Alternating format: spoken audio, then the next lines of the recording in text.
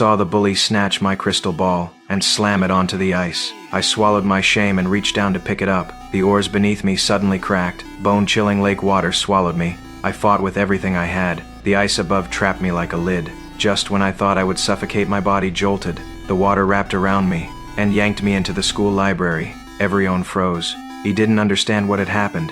Shaking, I hurried home. My drunk father stood there furious. He didn't care that I was soaked and terrified.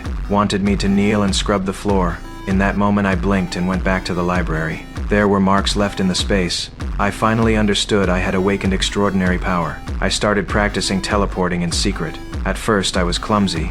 I crashed into walls and landed off target. Soon, I learned precise control. I could teleport anywhere I could picture. One day, I opened a magazine. A photo of the Empire State Building sparked a memory of my mother. The next second, I was standing on the building's rooftop.